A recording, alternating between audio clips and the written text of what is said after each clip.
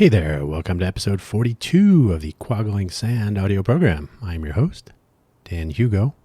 We're recording this late in the day, relatively, at just before 5 p.m. on Wednesday, August 28, 2024. Why so late? No, I usually mention the time at the beginning of the show, just so if you're ever curious, especially if I start recording ahead, that could happen for whatever reason. But yeah, normally I would record for the day of publication the night before or early in the morning. It's really not completely worthwhile with solo episodes of the 4 productions I have each week, 4 different audio productions. It's not really worth it to stress too much. I'm not making someone late or causing trouble with another person's schedule. So it's really just a question of getting the program produced, publishing it, and so on. And still, though, normally I try to do it by, noonish, 1 o'clock in the afternoon sometimes. So this is a longer day than normal. I will tell you why, which is appropriate for today's topic of discussion. What is a discussion with one person talking? I don't know. I'm not married, so I can't say that. Nah, a monologue, I suppose. The other day, yesterday, although we heard about it on Friday, we were informed. We were informed that there would be a annual inspection of our domicile here. They happen frequently. I said annual, but yet, and they're like, oh, they do different things annually on different, so it's multiple annual. Anyway, like, all right, well, that's a good time to sweep up, vacuum, do the tidying, get rid of some of those Amazon boxes and whatnot. Like, I don't want to have people wandering around inspecting whatever it is they're going to inspect and have to navigate a stack of Amazon boxes or whatever the case was. So mostly that, clutter. And of course, gotta vacuum. Anyway, that ended up to be it was Monday night. It ended up being, I could move this shelf thing over there where I've been meaning to move it. And yeah, so that turned into like a little rejiggering, as we like to say sometimes, in how things are laid out and whatnot. So before you know it, it's like 6 a.m. on Tuesday, and I only know that somewhere between 9 and 6 a.m., 6 p.m. will be my turn at the wheel.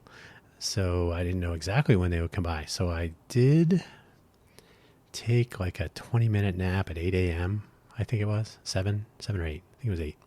I think it was 7, and then until 8, and then it ended up being about 8:30. So I was kind of lounging because there was some physicality and moving stuff around and whatnot. So I was like, I'll just take a break, take a little rest. So a quick nap, and then I figured, okay, well, I'll get on with the day. I had recorded the Let's Innovate for Vegas audio program on Monday night because I wasn't sure when they'd show up. They might show up right in the middle of a recording session, whatever time that might be. So I figured, okay, I'll get that done. So that was done. I had a couple of things that I was like, I got to get rid of these old gallon water jugs, distilled water for coffee with added minerals. So yeah, I had a couple of those around, like, I should chuck these, and et cetera, et cetera. So I had a couple of things at the end there. And again, this was like, since I'm going to be doing some things, I might as well do some other things that I've been putting off. Procrastination is really good. I'll tell you about it sometime later. So Tuesday ended up to be total sleep chaos. They did come by, I think it was about 2 o'clock in the afternoon, 2:30. And then I did my usual walkabout. I did a couple miles wandering around the neighborhood, getting some fresh air, some vitamin D. And then came home, and then I was kind of like, wow, I'm really tired. So I dozed off, woke up at like 1 o'clock in the morning. Anyway, it turned out to be most definitely a polyphasic sleep episode on top of sleep deprivation. I did manage to get a little bit of exercise in there. And that's generally what we're talking about today. Things I've learned over the years about my own sleep schedule and a couple of humorous things, I suppose. But my sleep schedule comes up in conversation more often than I would have thought over the years. This is especially true if I'm emailing or responding to an email, 3 o'clock, 4 o'clock in the morning. What, you respond to emails at 3 in the morning, 4 in the morning? Well, yeah, that's when I have time to do that. So you never know when things are going to align by a clock on a calendar basis, or, who knows. There are a few instances where this is extremely convenient. There are a few circumstances where it is extremely not convenient to have such a chaotic sleep schedule. But we're going to talk about it today in our episode titled Sleep. Quaggling sand, by the way, if you are new to this audio program, is a term I coined very early. I don't know exactly when, 2, 3, 4 years old, something, who knows. You probably call it, maybe you learned it as pins and needles, quaggling sand. Think about it. It makes sense. Hopefully, wherever you have found this audio program, you have access to the episode show notes, episode description, whatever it is, whatever they call it. The show notes are contained within. There's a brief summary, very brief today, and there are a few links to go along with this episode. I only have one regarding polyphasic sleep, and then the 2 shameless self-promotion links, to which you may have grown accustomed if you've been here before. It's not like you're here. I mean, you've listened before. So let me do the summary real quick so you don't have to read it yourself now. But just so you know what you're getting yourself into. They say we spend 30% of our lives asleep. For some people, it might be more. For some people, it might be less. More or less. But I don't know if I have had that same experience just yet. I don't believe. Maybe. I don't know. I don't think I've hit 30%. I'm maybe a quarter. But who knows? I've not kept track, I have to be honest, but it just doesn't feel like 33%. I certainly don't get 8 hours, solid 8 hours. I don't get a single block of time sleeping, which we'll talk about a little bit. The link section of today's episode does have the 2 usual, perhaps ironically, buymeacoffee.com/DanHugo. As I always say, my creative projects are powered by coffee so that I might stay awake. That's debatable. I'll talk about it at the end. I am drinking a cup of coffee right now. Just some normal, like drip, basically. Your normal cup of coffee, couple of cups, ready to go. I do have a morning thing.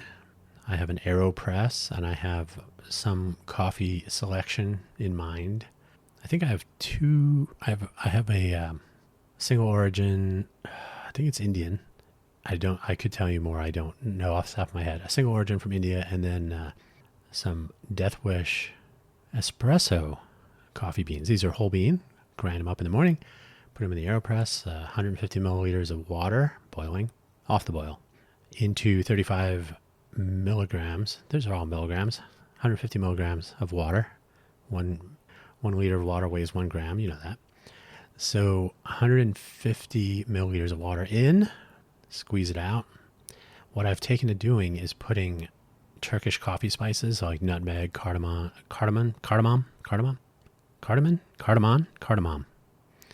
Anyway, I think the nutmeg shines through a little bit more with this one, but I think the cardamom makes it a little bit of an appearance. So, and then there's some other stuff in there. Turkish coffee spices is delightful. Also good in Turkish coffee. But I put some of that in the coffee, in the AeroPress, and then I pour the water over that. So it runs through the spices added to the top, gets pressed through at the end there.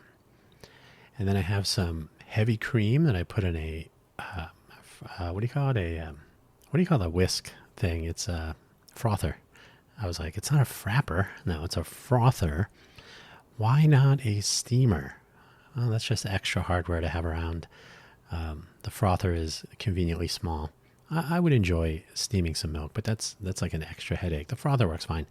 I'm not a purist, but here's the thing. So not everybody's going to put Turkish coffee spices in their morning, whatever it is.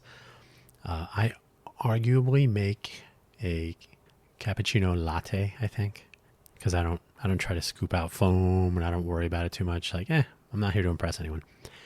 But the Turkish coffee spices, and then I put the heavy cream in the frother, and then I put, what is it called? Malibu Gold salt.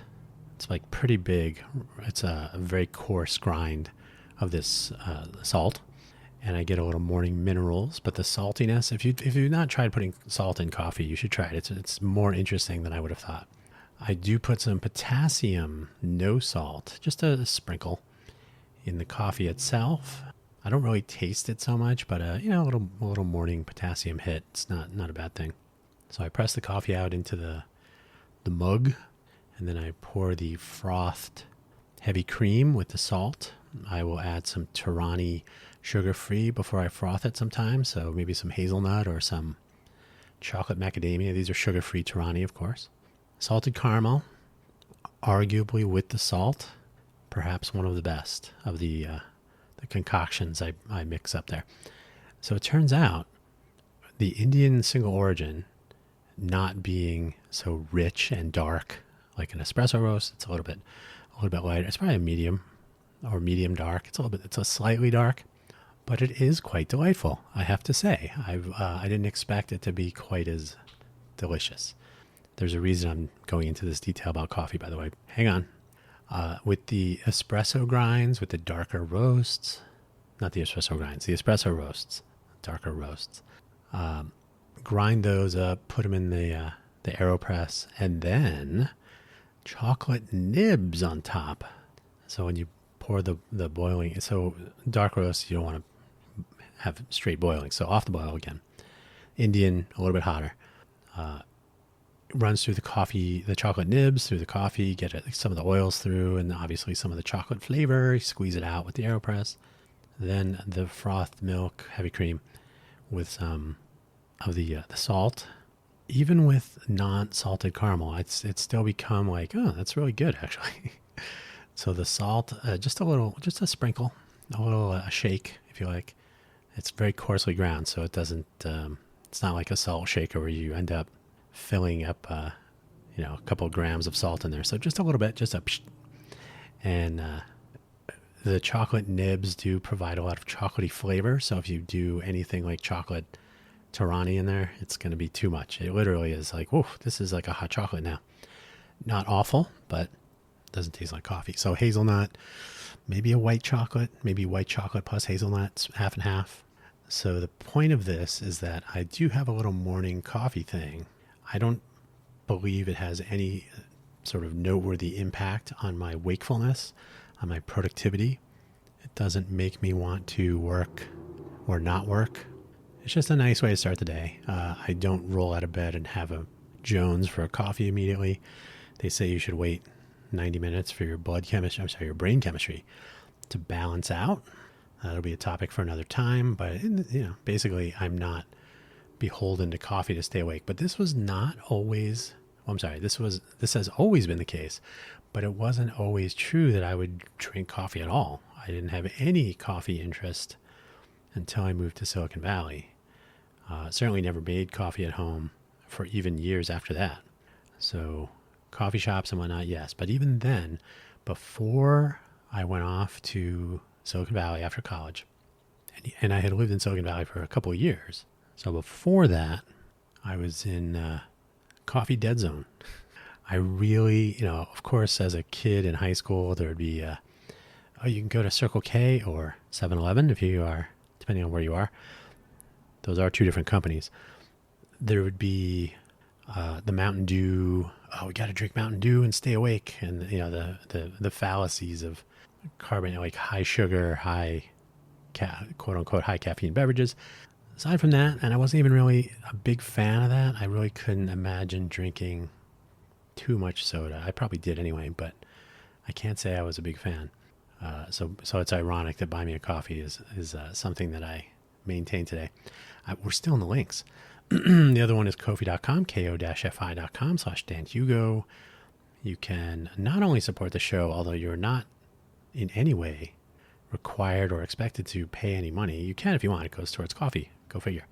But you can also see links to all of my audio programs and other projects and whatnot. I'm going to be stepping up use of these things in coming weeks as more things are coming together, as I say. I did an episode of one of my programs so that I can refer to programs casually like this without digging up links. This will be one reason to up my game a little bit on cross-referencing and so on. But I did an episode on the order of operations. I think it was in Let's Innovate for Vegas. So my own schedule of what I would like to do, like launching websites for different programs and whatnot, is at the bottom of the list of things that are important to other people or to other efforts. So you end up inverting, like, oh, I'd really, but can't do that yet. Can't spend time on that. But yeah, things are coming together, so that's good. So buymeacoffee.com/Dan Hugo and Ko-fi.com, ko-fi.com/Dan Hugo. Keep up with hopefully some more interesting developments in coming weeks, like I said. In the meantime, a new link for today's episode, Polyphasic Sleep. It's a Wikipedia article. You may have heard of polyphasic. You may have heard of biphasic if you've ever heard of the Benjamin Franklin sleep schedule. And people trying to recreate that. Biphasic sleep is where you get up. You basically go to bed maybe early to bed, early to rise. Makes a person healthy, wealthy, and wise, as Mr. Franklin might have said. Or maybe it was it Poor Richard's Almanac? So maybe, I don't know if he got credit for that quote. But biphasic sleep, you go to sleep early. You wake up middle of the night sometime. You might light a candle, probably, at the time. You might write a letter. You might read a book by candlelight. That's got to be good for the eyes. You might have a conversation with whomever it is you're living with. So if that's the case, you do these things, and you maybe you have a beverage of some sort. Who knows?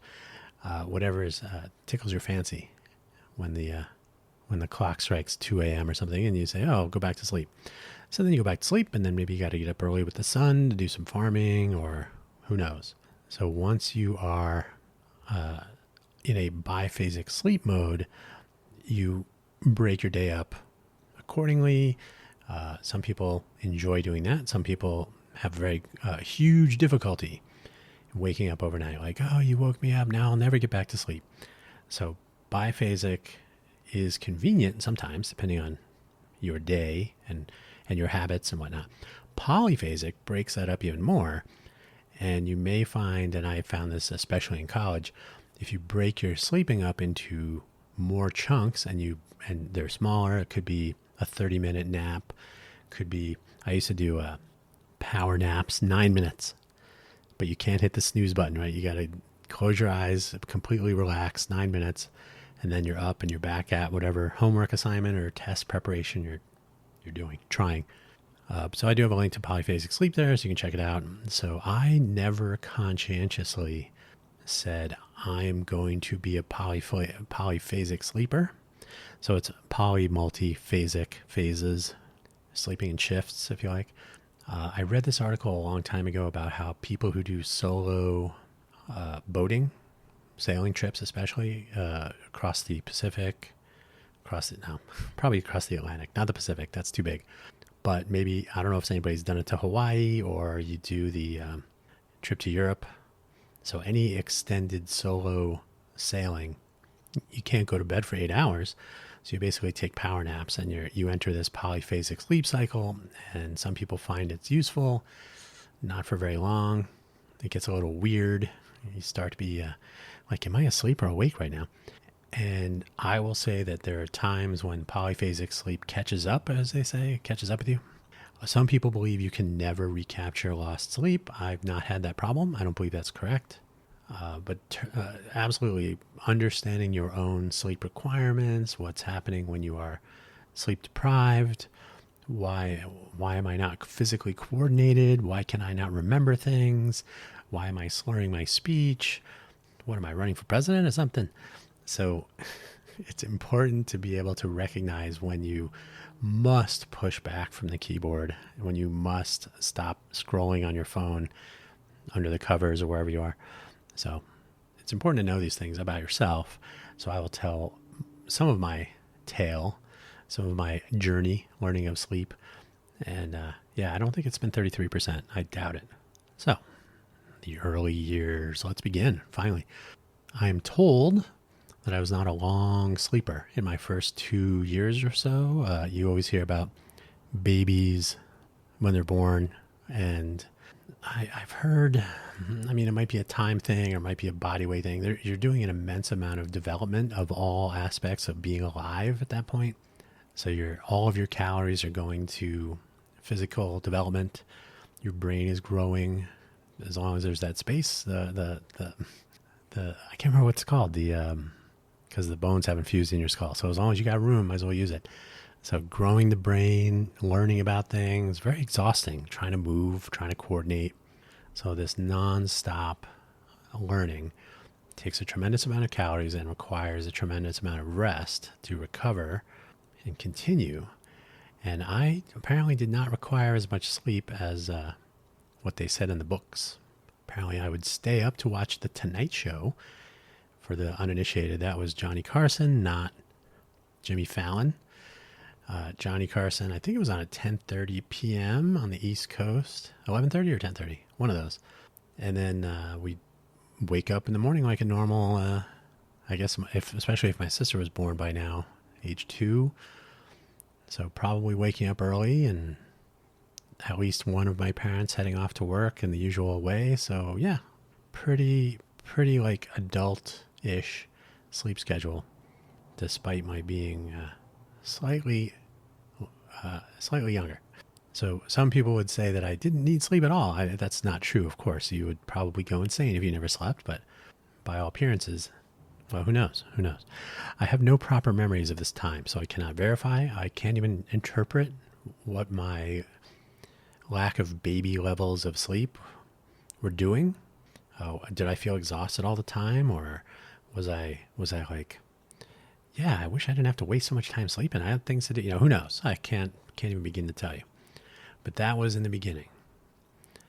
Kindergarten through 8th grade, or K through 8, but really preschool also. So I was in Miss Judy's preschool class. Well, first of all, we moved away from New Jersey when I was 6. So age 5, age 6, walking to school. School was Berkeley Elementary, right down the street, literally. It's amazing. I went back to our neighborhood when I was 16, I think. And again when I was, when was that? That had to be like 98, was it? I can't remember now. But either way, we spoke with the person that bought the house for my parents, and we took a little tour, and we walked to the elementary school. And I was like, wow, this is much closer than I remember. I would walk to school every morning. And then we moved to Glendale, Arizona, same thing. So walking to school, probably made for a normal day, some homework, some dinner, wake up, do the same. So probably helped to adjust to a reasonably, quote unquote, normal sleep schedule. When I entered the 7th grade, I was attending a Royal Palm junior high school, which was out of district, a better curriculum than was to be found at our local Unit 10 Horizon Elementary, which meant getting a ride to school with my mom on her way to work. No school buses would do that route out of district, which meant getting up early. In the 8th grade, I would be attending a geometry class at Washington High School down the street from Royal Palm. There was a carpool with a fellow geometry nerdle to get me there at 8 a.m. when school started at Washington High, and then a city bus that the three of us, me, Kevin, and Mike, we would walk down to the 19th Avenue bus stop at 19th and Northern, wait for the northbound bus, jump on, ride for a mile. Probably could have walked it faster. And get to Royal Palm and go into Zeke Ashley's class late because school started at the junior high before we could get there. But we were already in school before we got there. So that all worked out fine. And long days, very active days. We had a compressed sleep schedule because now I'm waiting for rides after school. So sometimes I'm staying at school until 5 p.m. Got to get up early, etc. So K through 8 was really adjusting me to be in a traditional sleep schedule. Long day, got to pack in, sleep all in one big block. But then there was high school. High school days prior to having a driver's license, I took advantage of our city bus system again because I was going to Sunny Slope High School rather than Apollo High School, which would have been the in-district choice. The high schools were all in a high school district system, so it was kind of separate. But the students I left behind at Horizon were going to Apollo proximity. But my new classmates from the 2 years in would mostly be going to Sunny Slope High School, some to Washington. But Sunny Slope High School had an ROTC program, Air Force Junior ROTC, which was interesting to me. So Sunny Slope High School, it would be. There you go. I experienced missing a bus one morning. The bus just didn't. I was there, but the bus was missing. The bus stop was like 1 block away, probably like 5 minutes or 4 minutes of walking. So I was there. If I caught that bus, I would get to school about a half hour before school started. I was able to catch the next bus, and I got there like right on the edge, like bell going off, just getting into the classroom. Not that people were too uptight, but I want to say my teacher, whichever class that was, I think it was JROTC, was like, he knew I was taking the bus, so not a huge deal. But I was like, I don't want to be late. I don't want to be stressing over it. So I would catch a bus at 6:30 in the morning every day, which shifted my entire sleep schedule around because I would stay after school. I was in the drill team and the color guard and other activities at school and all kinds of stuff. So I was not on a minimal high school schedule. We did get a VCR at some point, so I had the VCR and my recordings of the overnight episodes of Late Night with David Letterman. I had a penchant for watching every morning. So I would wake up in the morning, put in the tape. I think I would wake up around 4 in the morning, put the tape in, watch Letterman, do my homework, eat something for breakfast, get dressed, sometimes getting dressed in our weekly uniform of the day. So all that entailed, and catch the bus in the morning. There was more than once, because the bus was usually empty, more than once the driver would hang out at my bus stop if I was not there, and I would be around the corner, and he's like, I think I was running early. So that worked out nicely, but I was so concerned about being late. So this pushed through all the rest of my schedule because now I'm exhausted by the time I get home. I've been up since like 4 in the morning. So usually I would come home and take a nap. So this is when I really started moving into a biphasic sleep mode. I would come home. We had some recliner easy chairs. So I would push the back of the chair back all the way and just zone out and catch up on some rest, then have dinner and whatnot, and then go to bed at a normal time later, get up at 4 a.m., start over. So biphasic sleep started to work for me in that mode. It wasn't overnight like the Benjamin Franklin schedule, but it was catching. First of all, it was some of the best sleep you'll ever get is when you're really, really tired, and then being able to be in a reasonably comfortable setting. The other thing that was interesting was you would think, why don't you just go sleep in your bed? Because if you go sleep in your bed, you are not you're not going to be sort of interrupting the flow of other people as they're coming home, as they're getting dinner together and all that. So then you become like divorced from the goings on of the evening, home life. And so by taking a nap on the easy chair, I was sort of embedded in the goings on. This practice would return later. So biphasic sleep, by the time I was sort of halfway through high school, give or take, then I got a bug and had to have a Big Mac. I got a car in the second half of my high school time, which meant having a job to pay for gas, which was about 93 cents at the time for regular leaded, and whatnot, right? Paying for auto maintenance, which meant working at McDonald's in the Metro Center Mall. Most of my coworkers were high school students, so they knew how to schedule around academic activities. Hey, I have a thing after school on Tuesday, so I can't work. Okay. There was very little, you didn't have to sell them on these things. Like, okay, we have enough employees, no problem. But so they would usually schedule people with like 8 hours a week, 2 4-hour shifts or whatever. If you were in school, if you were in high school. In Arizona, you had to be over 16 to work in a restaurant setting, preparing food. So if you were under 16, you could work in the lobby, cleaning trays, wiping tables. So So they would go light on hours, and they were aware of the young employees they had. They had many. So the schedule would come out, and I would usually swap hours with people or get their hours. So I usually had, maybe up, well, not more than 40 hours, but I'd usually get between 30 and 40, starting at 8 hours up to 30, 35, 40. And when you were making 315, 325, I tapped out at 385 an hour back in those days. So every hour counts. I would sometimes close. Luckily in a mall, the mall would close around 9 p.m. I think. So we'd be out of there by 11. But those are some long days. And I would head home smelling of pickles and beef tallow, staples of a McDonald's near you. Luckily my career took a different turn. But here it was essential to be able to get restful sleep when the time arose, depending on my schedule, which would vary. Polyphasic sleep became more important than ever. To be able to take a nap, take a little break before I headed off to work. I had a friend who would take a nap at the bus stop. He actually ended up working at McDonald's also. So sometimes we would take the same bus to go from work to the mall. The mall was located between school and home, so very convenient. But yeah, sometimes take a nap for 10 minutes. Worked out nicely. Polyphasic. So off to college, of course. Anybody who's been to college or who has a busy day of chaos, polyphasic sleep starts to make sense. It would be impossible to describe the 4 years of Harvey Mudd College in greater detail than can be summarized in my dorm award, which I received. It was either the end of my sophomore year or the end of my junior year. I want to say it was sophomore year. Most likely to be awake. Always up for a trip to for donuts or picking a lock or doing a prank or who knows what else.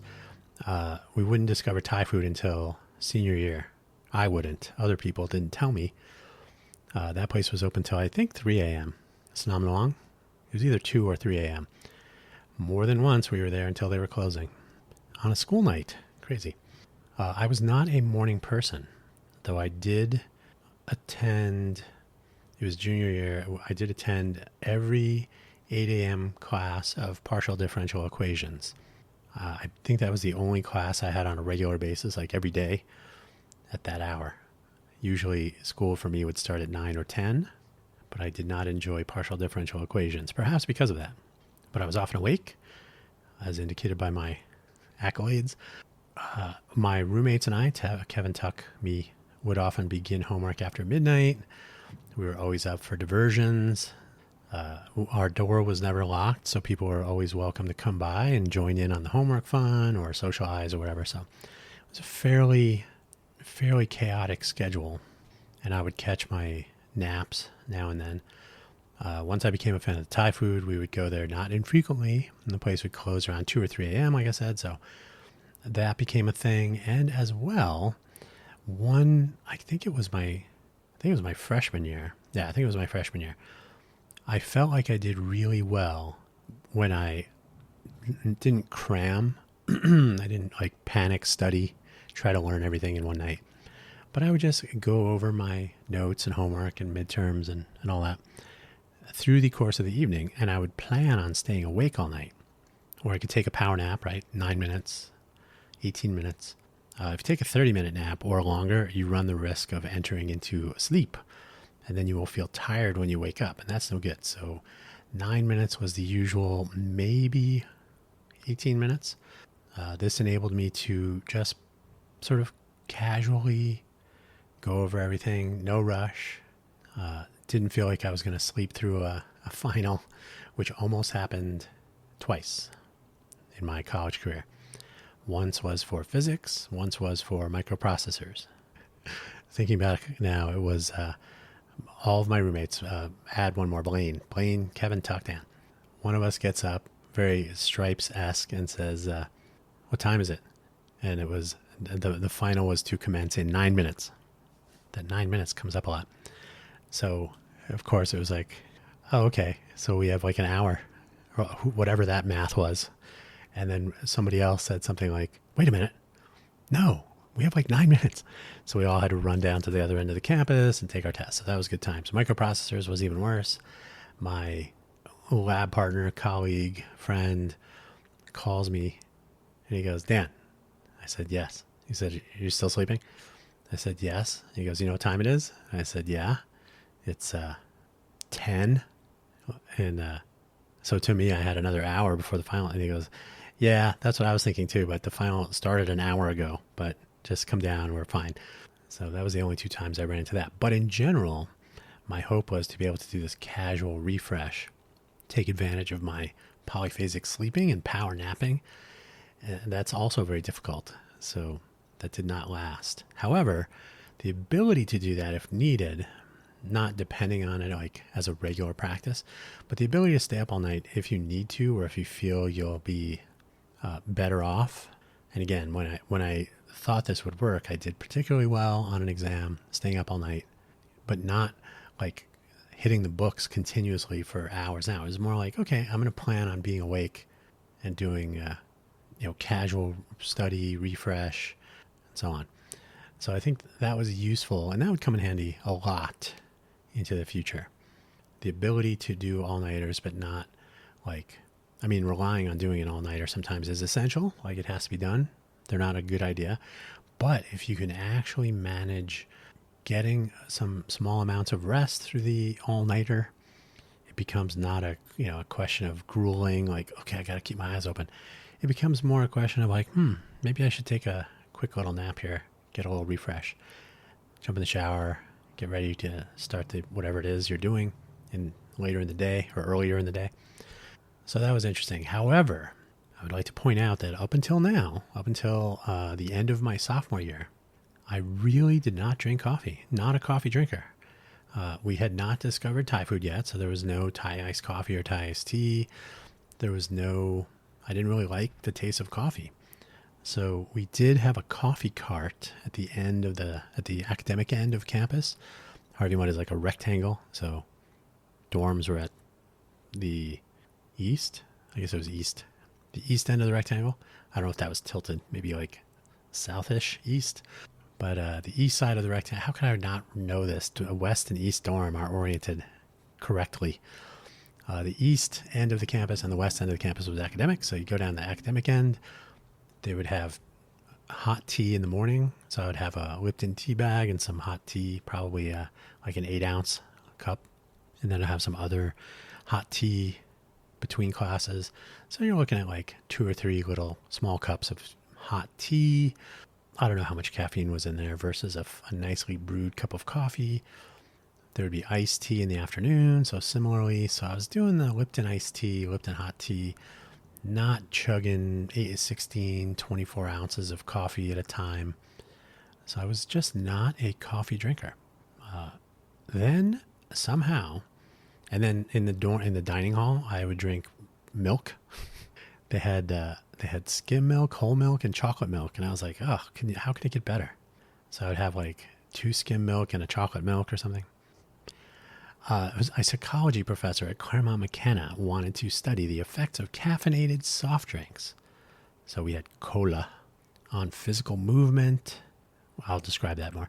And mental acuity. So my roommate Tuck and I signed up. We were provided with as much unlabeled 2-liter bottles of cola provided by the professor as we wanted. So we could just call up, hey, I need more. Come on down. So I assume that they were giving each person, I do know that they were giving a known mixture. They described it as a range of caffeine.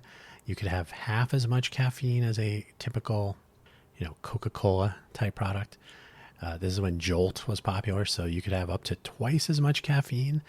And I don't know if Jolt was twice as much as Coca-Cola or Pepsi, but the range was between half, normal, and full, like double, I think, or may have been more granular than that.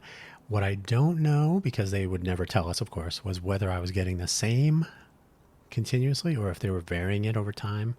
But we would go down to the office at Claremont McKenna, so quick walk, and take a quick test. They had if you've ever played Operation, they had something very similar. They had a aluminum billet with a hole in it, so a vertical, looked like a gravestone sticking up out of the table, and a hole in it. So you would take this pointer connected with a wire, right? So just like the game Operation, and you'd stick the pointer, it was a metal rod, probably the length of a finger, right? Stick it through the hole and try to hold it there. No elbows on the table, right? Try to hold it there.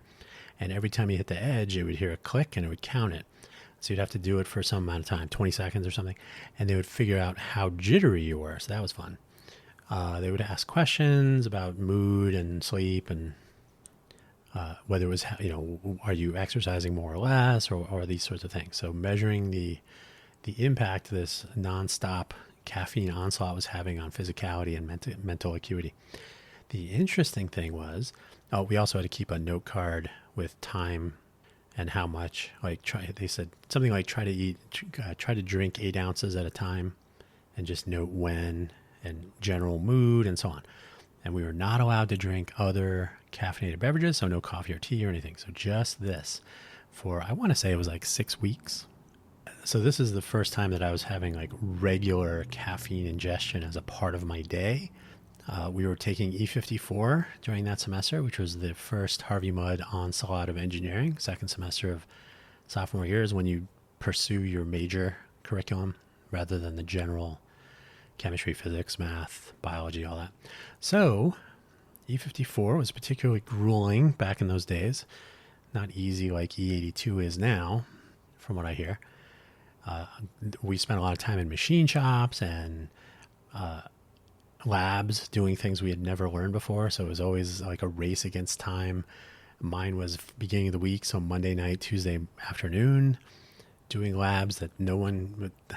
Did you remember how you did this last year? That was last year. I don't remember. And because we were first at the beginning of the week, there was not anybody who I could say, hey, did you do this last week? So it was always grueling. So to have this caffeine inflow on such a regular basis probably had some sort of an impact on the ability to keep up with all this chaos. And I will say at the end of my sophomore year, I was awake. I could not sleep. I could not close my eyes. I couldn't even ponder laying in a bed long enough to pretend to sleep. I was awake for 4 days. So I'm going to assume I was in 2X caffeine group for the entire time. That's what it felt like. It was amazing because eventually there was no real jittering. Perhaps if you had just drank caffeine, because again, this was a lot of, it was cola, so a lot of sugar. I don't believe they were factoring out sugar. So caffeine plus sugar equals chaos. And I have to imagine that if I had just drank whatever the beverage was, I would be a little bit jittery. But by now, I think the study was even over. I think I was coming down off my caffeine study high. And I remember, I believe it was vodka and 7-Up or Sprite or something. Like, maybe this will help me to sleep. I just had a little, nope, nothing. So I'm like, well, I guess I'm just going to stay awake and see what happens. I finished my final tool from E54 in the machine shop. It was a hammer. So I finished my hammer and got about the business of studying for finals. Totally eye-opening, literally, the impact that large amounts of caffeine could have on just about everything. I mean, it's not fun when your schedule is so out of whack that it becomes problematic. My schedule, I should say. Eventually, I would graduate and move up to Silicon Valley in July of 1993. Still not drinking coffee, though, and really not drinking massive amounts of soda, soft drinks. I did, senior year, we did start going to Sonam Luang, so I became a fan of Thai iced tea, Thai iced coffee. There was, if I had driven down, the people at the restaurant would often give me a soup container, probably 128 ounces if you're thinking big gulp, super big gulp, whatever.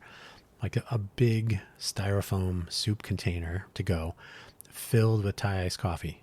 And I would drink that on my drive. So I wasn't against having caffeine, but it was usually for the purposes of staying awake.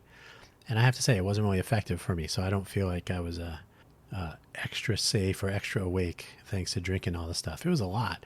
If anything, it kept me stopping at rest stops to visit the restrooms.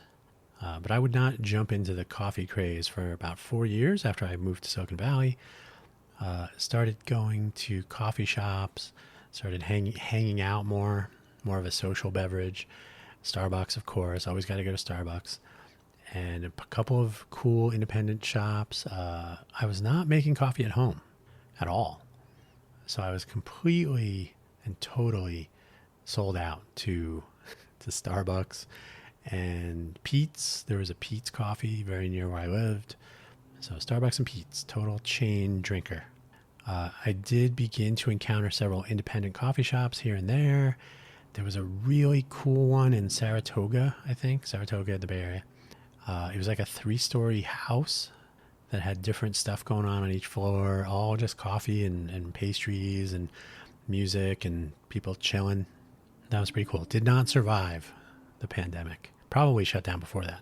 But definitely pandemics had an impact on some of those super high rents in the Bay Area for businesses. But anyway, the coffee culture started to become interesting. I was not fully appreciating a straight up, coffee cappuccino. So that took a while, but I did become more of a coffee drinker. Peer pressure, I suppose. As I began to drink coffee on a more regular basis, I believe it became less useful as a component of staying awake. It didn't really help managing my sleep schedule. I think I would just end up having caffeine kind of in reserve somehow. So I didn't really notice any drastic impact on sleeping. Some people, they have a cutoff, like, oh, I can't drink any caffeine after 4 p.m. I have never had that. Now, I will say, the coffee I'm drinking right now, it's a Lavazza. It's a Lavazza medium. I didn't look, actually. It's pre-ground for drip, so it's not my favorite. Drip coffee is hard to adjust and whatnot, but the other day, recently, I had half a pot, so 4 cups of coffee, and I did not feel well, so that was probably going outside of my comfort region of coffee consumption. So I'm not completely immune to caffeine, but I will say that having like a normal coffee ritual in the morning and enjoying the taste of coffee, which again was not how that began in my Silicon Valley days, but being able to enjoy and then eventually, seeking out the cool shops, the Barefoot Coffee, which later would become like Spectrum or something, Rainbow, I don't know. Barefoot Coffee had some really good stuff. They were in Florence Expressway in Santa Clara. I mentioned that 3-story place. There were just various coffee shops that were kind of interesting, kind of different. So that was fun. Once you establish a comfort level with your caffeine intake, for me, I could have a cup of, I could make the coffee beverage I described earlier with either the chocolate nibs or now the Turkish coffee spices. I could make that at any time, 24 hours a day, and it will have zero impact on my ability to sleep or be awake. Drip coffee has a substantially higher caffeine extraction than does something like an AeroPress. So having 4 cups of a drip coffee or a pour over coffee is just more anyway. But it is interesting that I have not done that in a while. And it's interesting to me. By now, you're probably falling asleep. So get some caffeine, man, or person. But it's always been interesting to me how caffeine affects me because I did start drinking coffee specifically to stay awake. We had industrial, commercial espresso machines in each of the kitchenette areas at Netscape. And I did stay at work for like 2.5 days in a row one time. And I was like, oh, I'll just have espresso all night. Espresso is obviously not the drink to have to stay awake. But so to me, coffee was something to help stay awake. And it really didn't help me stay awake. I will say, though, with or without coffee, there's always a price to pay. So even if I was able to stay awake for all-nighters, or if I needed to stay awake, or like some of my all-nighters in the workplace were a question of, we need this by Friday, and it's Monday. So I would try to do the all-nighter before Thursday. So I'd try to get stuff done before. Or if it's like, we need it by Monday. Well, you just told me that today, so I guess I'm not going home Friday, Thursday. So that would happen too. But the ability to do that, I think, is interesting, and I'll cover that towards the end here. with or without coffee, like being able to gauge your own response to a sudden change in scenario, which comes in handy if you're going to be world traveling. You never know when you're going to have to stay awake all night at JFK with no outlets anywhere except for upstairs by the ticketing counters. But there's no coffee shop. That's downstairs by the luggage. Anyway, you never know. So the ability to be flexible can come in handy. So speaking of world travel and hackathons, so when I worked for Intel, now it's like, I was just thinking about this the other day. It's been a long time since I worked for Intel. Did I leave there? They laid off in 2016 or 17. I can't remember. So it's been like 7 or 8 years. Seems like yesterday. When I was traveling around for Intel and participating in hackathons, and sometimes hackathons are all night. You stay awake for 50 hours or so, or sometimes they're just long days, 9 a.m. to midnight, go home, take a nap, or continue working on your own, come back to the site. Those were the Intel IoT hackathons were like that. But if you go to a Pen Apps or a HackRU or MIT Hacks or various other events like that, we were staying awake the whole time. And those were always more fun. You never know what people are going to come up with at 4 a.m. when they've been awake for 30 hours already. So the ability to do that was very handy. It wasn't always possible to have access to coffee, although hackathons would draw the Red Bull and junk food, which is a really, really bad way to go. Witness my caffeine study. So I think tempering the caffeine intake with hot beverages, you can't just slam them back, and enjoying, so you're not drinking the Red Bull, which is a disgusting beverage when you really think about it. If you're doing the Red Bull just to stay awake, good for you. But it's ultimately not a great way to do it, in my opinion. Just a nice, comfortable caffeine intake, if you like. I did participate in a hackathon at First Build in Kentucky. One of the hackathon teams was creating a convection oven-based coffee roaster, and they were working on this very near where my Intel table was of Intel goodies for people to use. And I was there at First Build continuously for 48 hours, 50 hours, who knows? It was a long time. So they would periodically over the course of these 2 days say, "Hey, do you want to test this roast?" So they would grind up the beans they just roasted and make a coffee, and I would have that. So I was drinking their coffee, good or bad. Sometimes it was not good, but I was drinking coffee, probably like 4-ounce juice glass size samples throughout the 50 hours. Let's call it 50. Why not? And so I was able to help one team of designers who had never written a lick of code anywhere to figure out how to make their Arduino device work so they could, I don't know if I think they were using an Edison, but something Arduino based, to create a bassinet mounted mobile stuff for a little toddler in a bed, in a crib, to look at and notice. But it had built-in sensors. You could see if the kid was awake and moving and all that. And they ended up winning a prize. So that was cool. That the device that they built was really cool looking. They just had no idea how to even begin reading sensors and doing something with that. So probably took like an hour or two. But this was at 3 or 4 in the morning. We're a long way into this 50-hour event.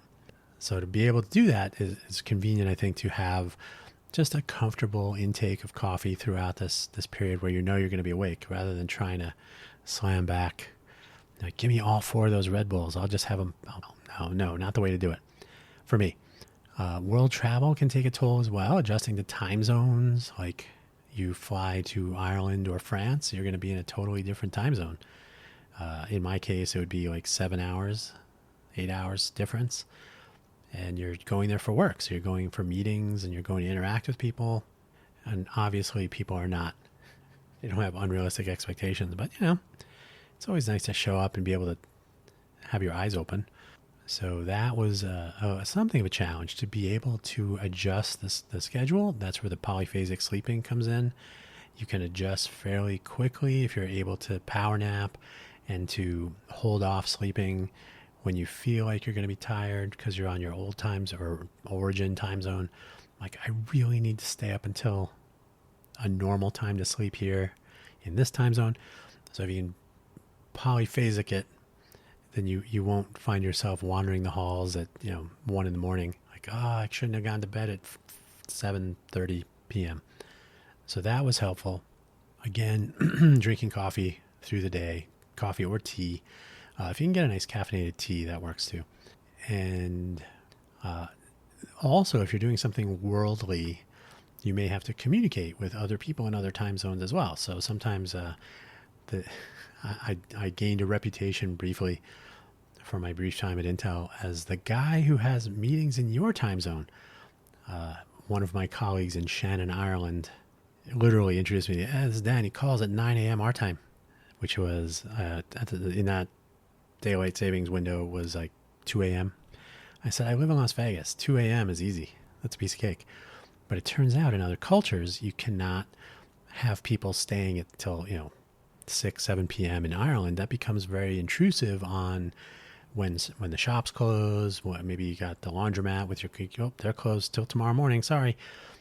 So there were a variety of cases. And I learned firsthand when I was there, Americans always got to have a meeting on your time. So I made a point of doing that. So if you're able to adjust your schedule to their conveniences, it turns out people really appreciated that more than I would have thought. So that was handy. Same with in-person meetings, phone meetings, any exchange of topical emails that were, like, hey, I need to get to this as soon as you send it. I'm going to read it. Like, yeah, but it's going to be 4 o'clock in the morning your time. That's okay.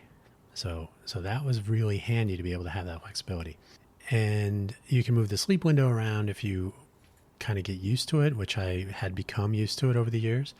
So what did suffer though, so I could be awake, but because of the nature of like gymnasium hours, operating hours, most of my physicality turned into walking between gates at airports, carrying luggage to and fro, walking upstairs at hotels.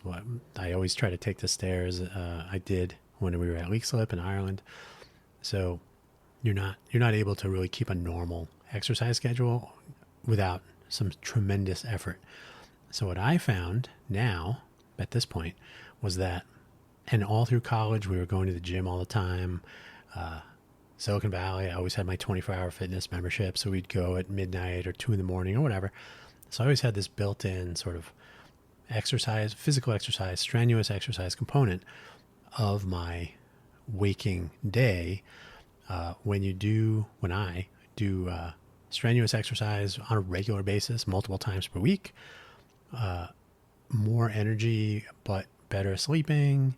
You mix it in with a not ridiculous amount of caffeine in your coffee, a couple, just enough through the day, whatever the enough is, but not, pounding 128 ounces of.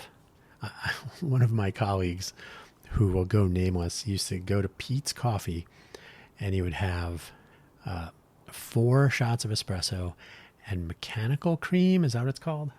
It's basically it's more fat than buttermilk. More fat than heavy cream, of course. Heavy cream, I want to say, is 43%, and I think this would be like 47. Mechanical cream. Machine cream, mechanical cream. Let me check that out, because I would always forget. But he would go and have at Pete's, you could get mechanical cream. Let me see if that's correct. If I could spell cream as if it's actually cream, not crema. Mechanical cream. It's not mechanical. It starts with an M. Highest fat cream. Dairy cream. Not clotted, not heavy, not whipping.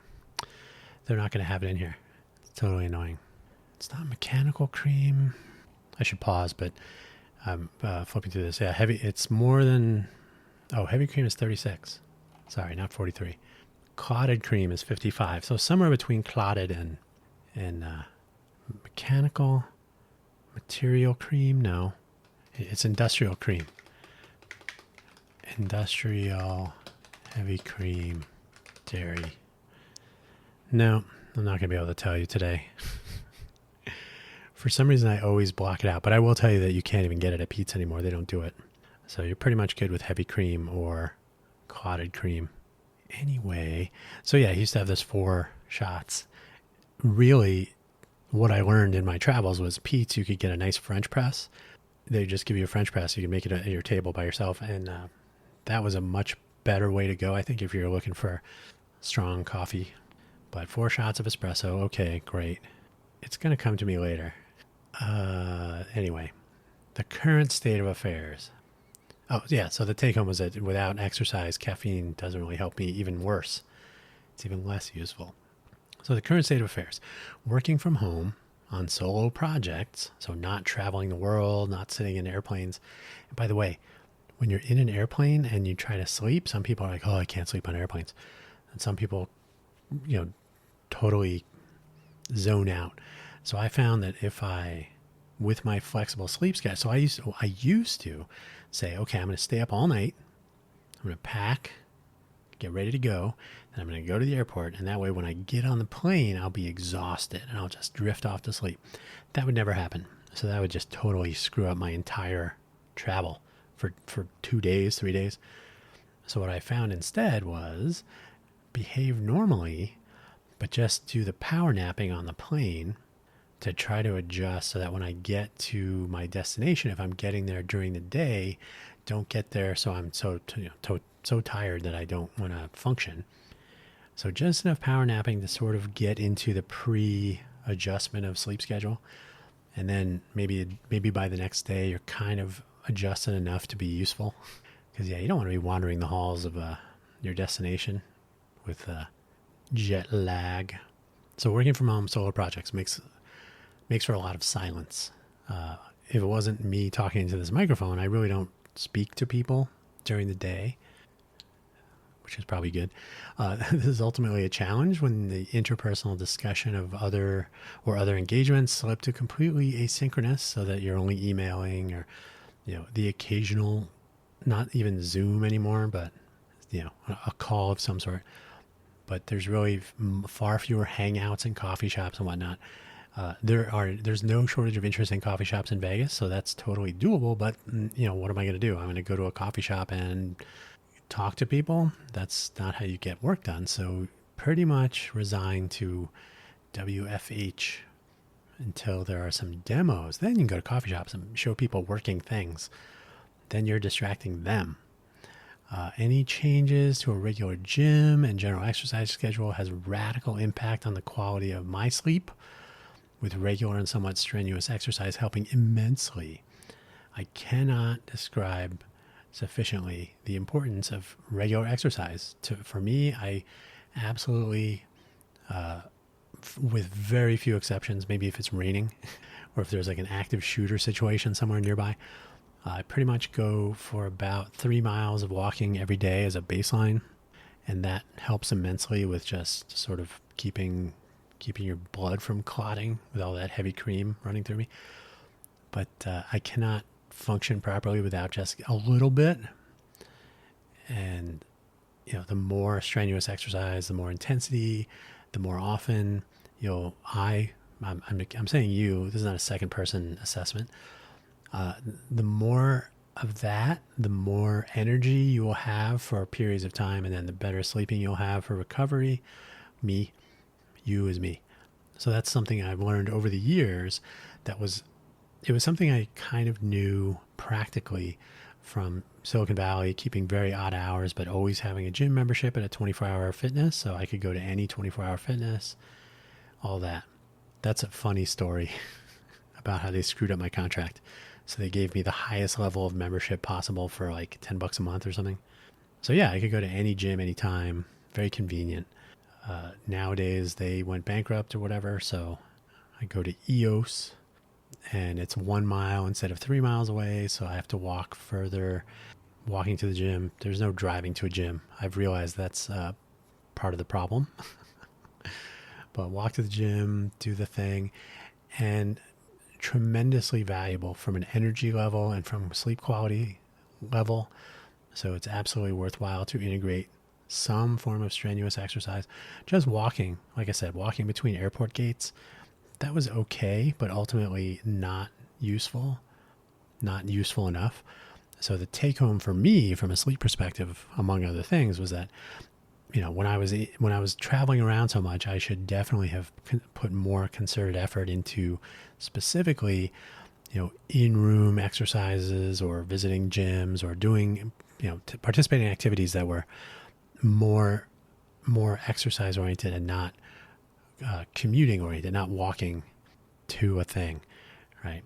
When I was at the Leaslip facility, Leaslip, Ireland, I would take the train from Connolly Station. I would get off at the Leaslip train stop, and because the last shuttle would depart there like 10 minutes before I got there, I had to walk. It was probably about 2 kilometers.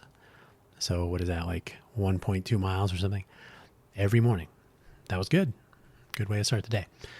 So some sort of exercise, strenuous is better, is critical. And this might help you too if you are trying to figure out sleeping.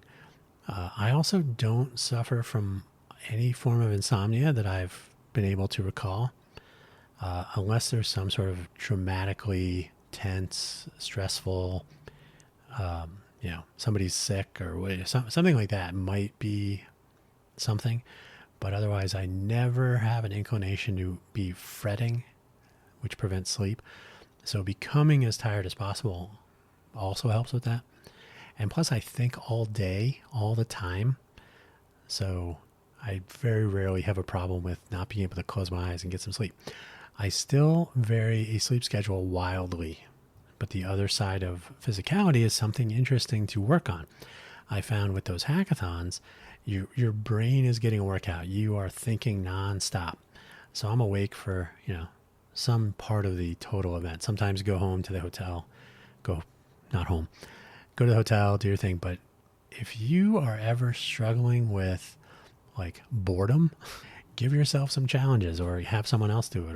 Or when I worked at the Newton Group at Apple, we used to, if we were bored, my office mate Jim and I would do riddles or puzzles. Remember the water jug puzzle from Die Hard 3, Die Hard 4, 3, Die Hard 3. Samuel L. Jackson, they're trying to figure out the 5-gallon, 3-gallon jug problem. We do that kind of stuff on the whiteboard just to, we need to inject some other side of the brain activities for the moment. So yeah, keeping the mind working, keeping the legs moving, keeping the blood pumping, and interpersonal, speaking with people now and then, especially if you're collaborating on a project. So interesting people doing interesting things, keeping your brain moving, keeping your thoughts fluid. Don't find yourself staring and then say, what am I even looking at? I've been reading this for an hour and I don't even know what I read. So those are signs that you need to get up and walk around and change it up a little bit. But I mean, this long into my, I'm a little bit over halfway through my century of sleep tuning, and all of these things are critical. The notion that one can simply take a pill, stay awake for a few days, it's real. I've taken Adrafenol, and I find it's okay. If I were driving, it helps to be alert, but it doesn't make you feel magically awake. Some people will often think you can convert caffeine into energy somehow. Caffeine just helps to block the neurochemistry that makes you want to sleep. It doesn't give you any extra magical powers. So coming to some sort of understanding with yourself and your sleep schedule, immensely helpful. And when you can start to tell that you need sleep, nowadays in my modernity, there will be times when I have a standing desk. I'll be standing at my desk doing whatever it is, coding, doing an update on my computer OS, Linux, of course, or trying to track down some issue or writing some documentation or whatever it is. It could be anything. And at some point when you do realize that, wait, I'm taking twice as long to do something, let me step away from the keyboard for a second, and you realize, oh, maybe it is time to turn in. It's only 4 o'clock in the morning, or it's only 3 o'clock in the afternoon. You never know. Polyphasic to the rest of you. Could be a 30-minute nap. Could be a 2-hour, I give up, I'll wake up later. And I have to say, the best sleep to me, if it's real, it can be really effectively consumed, as I've written here, for me, in chunks, as long as I'm physically tired, mentally tired, and interpersonally tired. If I've been talking to people, if I've been making audio programs, perhaps, but if I'm having this doesn't really, it's not the same. Some sort of interaction, some interactive discussion that requires thought and sort of attention maintenance. So I can't just pause in the middle and go do something else. So rapt attention, interpersonal conversation and engagement, some actual thinking.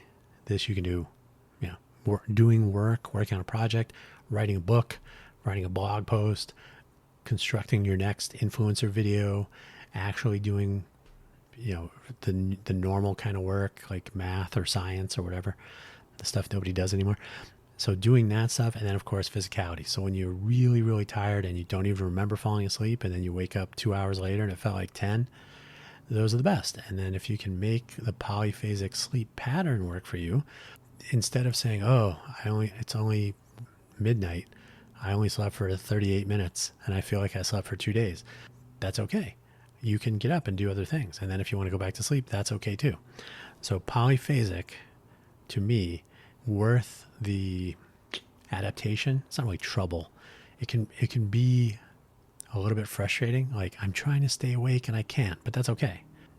There's no law around polyphasic sleeping, but it is completely valuable to be able to pull that tool out of your pocket, have it on your Swiss Army knife or on your keychain, I suppose, to be able to stay awake when you need to be able to function at a usable level. It really pays off. So this has been a quick summary of about 50 years of learning how sleeping works for me, and it might be able to work for you. But I cannot emphasize enough, like I said, physicality, you got to move around. If you rely on pills, I mean, I have known people that do the ADHD medications, you know what those are, and that keeps them up for days. That they may not have the prescription issue, but they may be having the medication. So yeah, I've known people that do that, and they stay awake for a few days, and then they become crazy. Like, they're difficult to deal with, and they're not really helping themselves. It's only deferring later pains and so on. I've become very fond of not staying awake with any sort of chemical. I mentioned the adrafinol. That's good for if you're driving. If you want to try to stay a little bit more alert, you'll find modafinil is a treatment for narcolepsy. Adrafinil is often given to, I don't know how often, but to pilots, to people long haul driving and so on. It just helps you to not feel like you want to nod off or to get highway hypnosis going. So things like that come in handy, but they are not magic. Understanding metabolism, the actual chemical effects of caffeine on your body, my body in my case, are helpful so that you understand what it is you're actually trying, or what could happen as a result of you drinking coffee. But as I say in all of my podcasts, my projects are powered by coffee. It's just that I'm not powering my projects with gallons and gallons of coffee every day. It's a couple of cups. Sometimes it's only one. But that's about right. And that's the real take home, is being able to figure out. And I've described the ROTC stuff before in a previous episode. One of our instructors did the hypobaric chamber training for high altitude equipment failures. So when you're a pilot in a high altitude aircraft, moving along at Mach 2, whatever, if your oxygen system fails, you will begin to feel the effects of hypoxia, probably. There could be, just hypoxia, I think. Anyway, you will begin to feel the effects of reduced partial pressure of oxygen getting into your system. And you need to know how to recognize that. Similarly, you should know what it means when you're feeling tired, when you're feeling uncoordinated. I have found that if I'm super duper tired, then my coordination just fails. My ability to type will have an increased number of typos and hitting the backspace key more often. So it's good to know yourself and what you can tolerate, so you don't have to find yourself suddenly like, oh, I need to stay awake for 3 days. That's something you should practice for, even when you don't need to. So yeah, that's where I'm going to leave it for today. I don't know if this was interesting to anyone. It was interesting to me. Apparently I was able to talk about it for longer than I thought I was. for good or bad. It's already 6 p.m., 6:12 by my clock, and I haven't even finished this first cup, which is just barely warm, but I wish it tasted better. AeroPress, the only way to go, really. Pour over, good. Drip, meh. Take it or leave it. Anyway, it's convenient. That's what it's got going for it. That is where I'm going to leave it for today. Don't forget, buymeacoffee.com/DanHugo. No pressure to spend any money. You do not need to spend money. Same with Ko-fi.com, ko-fi.com/DanHugo. These I just use to, links to my various projects, help to get the word out. Open source people often include at least one of those two. Those two are very popular for the, hey, support this project, hey, support this person. So that's why I chose them as long ago as I did. But I mostly use them as a central point of getting the links out to people if they're looking for me. Link in bio, as they say. So no pressure to spend money, but do have a coffee now and then. They say it's good for you. Thanks for listening, and we'll catch you next week or next time.